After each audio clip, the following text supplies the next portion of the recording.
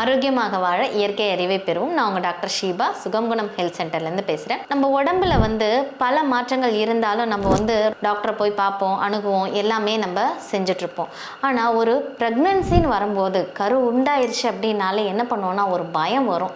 அது ஏன் அப்படின்னாக்கா டெலிவரி ஆகிறத பற்றின பயம்.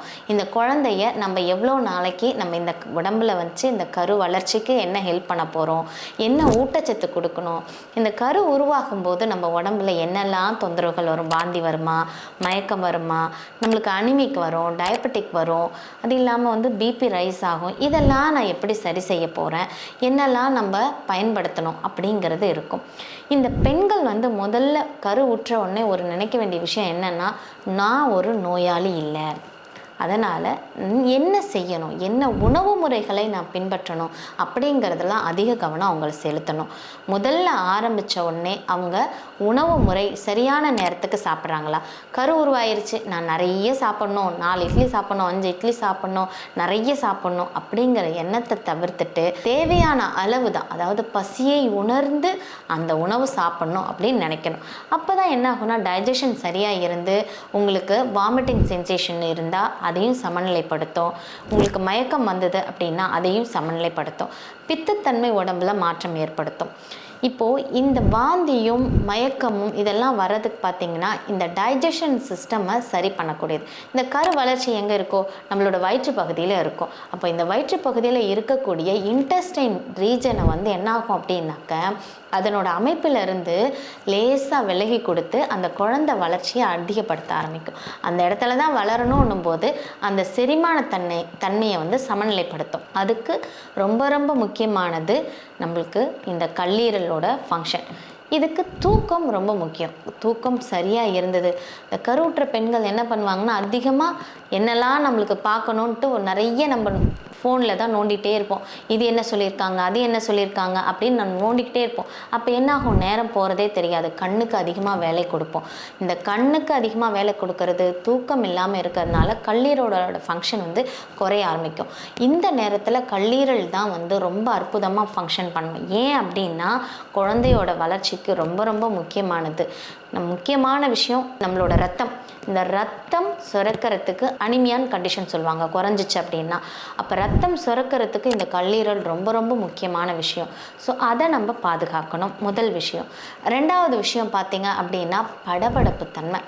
படபடப்பு தன்மை எப்போ வரும் அப்படின்னாக்க நம்ம நிறைய நாள் நடந்தே இருந்திருக்க மாட்டோம்.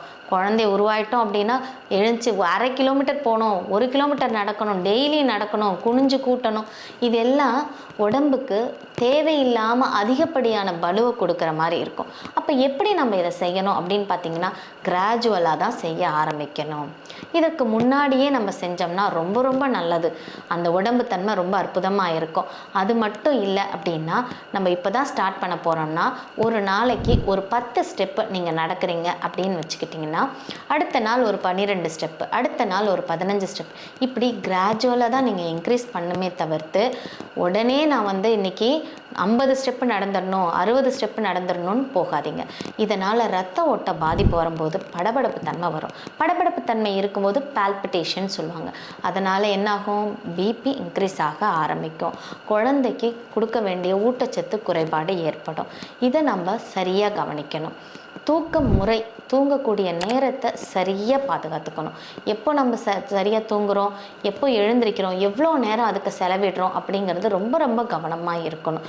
இந்த தூக்கத்துக்கு என்ன முக்கியமான காரணம் அப்படின்னு பார்த்திங்கன்னா தூங்கும் பொழுது உடல் ரீசைக்கிள் ஆகும். குழந்தைக்கு தேவையான ஆற்றல் அதுக்கு கொடுக்க ஆரம்பிக்கும். இது இரவு நேர தூக்கம் தான் உகந்தது, பகல் நேரம் தூக்கம் உகந்தது கிடையாது. சிலருக்கு மயக்கம் இருக்கும்போது நீங்கள் பகல் நேரத்தில் தூங்கிக்கலாம். ஆனால் எப்பயுமே நான் குழந்தை உருவாயிருக்கேன் அப்படின்ற ஒரு லேசினஸ் உங்கள் மனசில் வந்துருச்சுனாலே தூங்கிக்கிட்டே இருக்கணும் அப்படிங்கிற ஒரு எண்ணம் தோன்றும். அதை நீங்கள் தவிர்த்துக்கலாம். இந்த தூக்கம் ரொம்ப ஓவராகுது நம்மளுக்கே தெரியுது அப்படின்னா உங்களுக்கு ஹார்மோன் சேஞ்சஸ் இருக்கலாம். அது நம்மளோட தைராய்டு லெவலை நீங்கள் செக் பண்ணி பார்த்தீங்கன்னா அது ரிலேட்டடாகவும் உங்களுக்கு இந்த தூக்கத்தை பாதிப்பு ஏற்படுத்தும். அதை சரி செஞ்சுக்கோங்க. அது மட்டும் இல்லாமல் நடக்கும் பொழுது நீங்கள் படி ஏறி நடக்கலாமா அப்படிங்கிற ஒரு கேள்வி வரும். அந்த படியேறி நடக்கிறதையும் பொறுமையாக நிதானமாக உணர்ந்து நடந்தீங்க அப்படின்னா உங்களுக்கு ப்ரீத்திங் டிஃபிகல்ட்டி வராது. ப்ரீத்திங் இஷ்யூஸை கம்பல்சரி நம்ம கவனிச்சுக்கிட்டே இருக்கணும். நல்லா ப்ரீத் பண்ணுறோமா, குழந்தைக்கு தேவையான பிராணசக்தி போகுதா அப்படிங்கிறத கவனித்து நம்ம செயல்படணும்.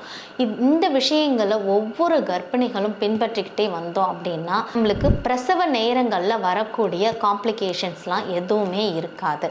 இதை கண்டிப்பாக ஒவ்வொரு பெண்களும் பின்பற்றணும். நான் சொன்ன இந்த மாதிரியான விஷயங்களில் உங்களுக்கு ஃபாலோ பண்ணும்போது ஏதாவது டிஃபிகல்ட்டி இருந்தாலும் இதை பற்றின கம்ப்ளீட்டாக டீட்டெயில்ஸ் தெரியணும் அப்படின்னா சுகம் குணம் ஹெல்த் சென்டரை காண்டாக்ட் பண்ணுங்கள்.